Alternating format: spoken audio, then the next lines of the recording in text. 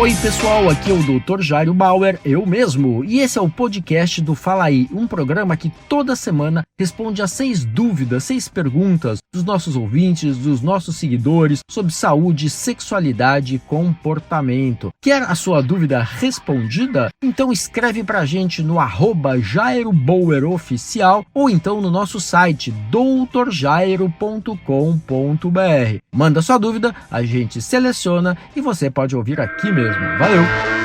E olha só a dúvida do Lucas. Doutor, eu ejaculo pouco e fraco. Será que é por isso que minha esposa não engravida de jeito nenhum? A gente está tentando já há 11 anos. Lucas, se vocês têm uma dificuldade de engravidar há 11 anos, é essencial que vocês procurem médicos para que eles possam fazer as avaliações corretas. A gente fala que um casal tem dificuldade de engravidar quando há tentativas por mais de um ano, sem nenhum método anticoncepcional e mesmo assim não há nenhum resultado de gravidez. Nesses casos, em 40% das vezes a dificuldade está com o homem, 40% das vezes está com a mulher e 20% as dificuldades estão com os homens e com as mulheres. Então eu acho importante que você passe por uma avaliação com o urologista e que ela passe por uma avaliação com um ginecologista. O fato de você ejacular pouco e fraco, isso não significa necessariamente que o teu sêmen não seja bom, né? Não possa eventualmente produzir uma gravidez. Para saber o que está acontecendo, é necessário fazer um exame que chama espermograma. É um exame básico, é um exame de triagem que vai avaliar a quantidade de espermatozoides no teu sêmen e vai avaliar também a viabilidade desses espermatozoides. Então é muito importante que vocês procurem a ajuda de um médico, tá bom? Boa sorte!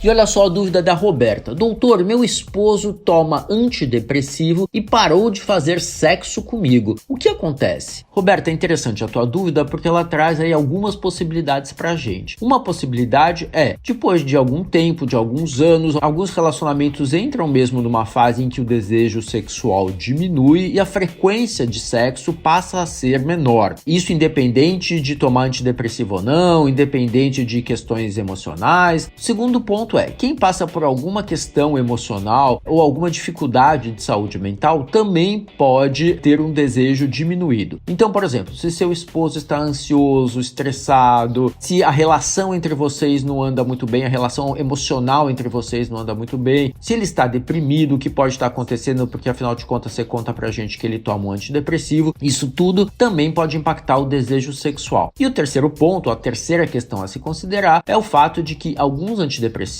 alguns medicamentos que agem no sistema nervoso central, eventualmente pode impactar a vontade da gente de fazer sexo. Então, nesse caso, ele teria que conversar com o médico para que o médico trocasse o seu esquema terapêutico ou avaliasse se ele ainda precisa continuar a tomar o antidepressivo. Agora, acho que vocês precisam pensar tudo isso, como anda a relação de vocês, como anda o estado de humor dele, o estado emocional dele e mais, como esse remédio eventualmente está interferindo na saúde sexual dele, tá bom? Qualquer coisa, volta a falar com a gente.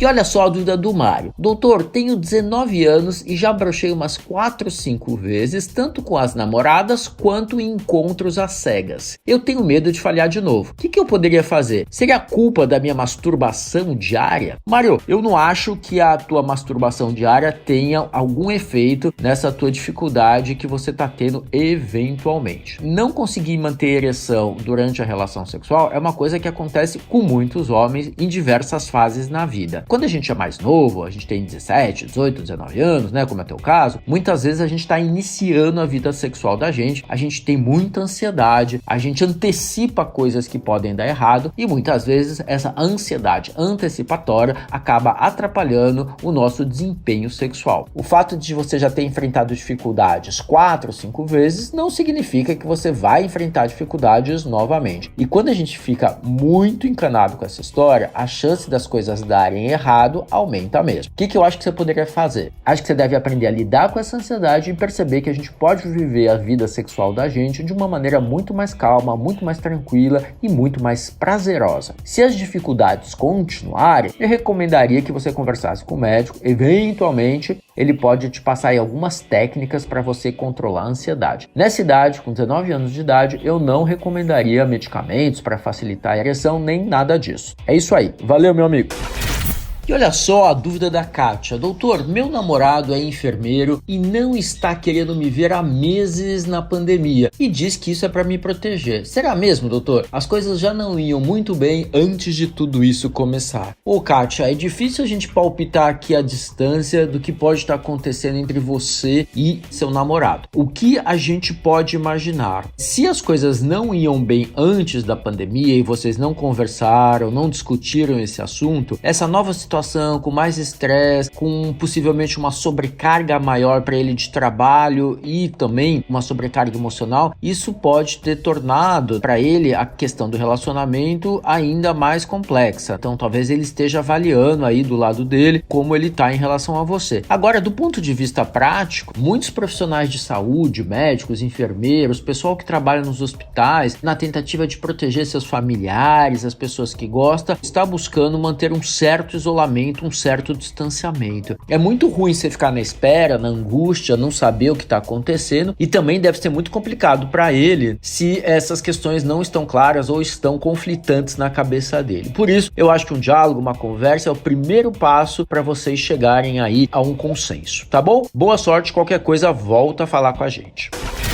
E olha só a dúvida da Diana. Doutor, se alguém esbarrar sem querer em mim com um pouco de sangue na mão, isso pode transmitir o vírus HIV, causador da AIDS? Diana, não é só de esbarrar ou encostar uma mão com um pouco de sangue ou de secreção que alguém transmite o HIV para outra pessoa. As formas efetivas de transmissão do vírus HIV são relação sexual desprotegida, principalmente relação vaginal e anal. 2. Transmissão vertical, ou seja, da mãe para o filho durante a gestação, no parto ou na amamentação, ou ainda pelo compartilhamento de agulhas ou seringas. Isso tudo pode transmitir o HIV de uma pessoa para outra. Agora, encostar na rua, dividir copo, talheres, toalha, sabonete, nada disso transmite o vírus HIV. Pode ficar tranquila, tá bom?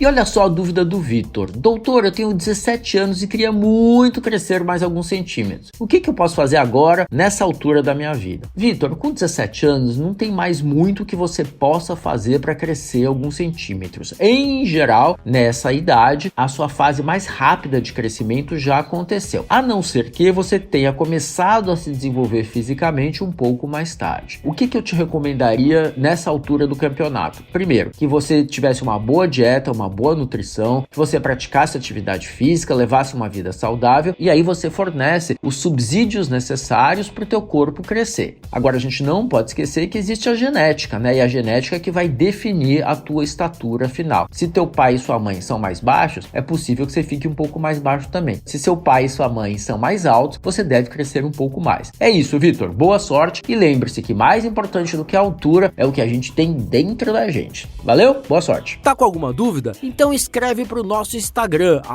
@JairoBauerOficial, ou ainda para o nosso site, doutorjairo.com.br. É isso aí. Você ouviu Fala Aí, com o Dr. Jairo Bauer.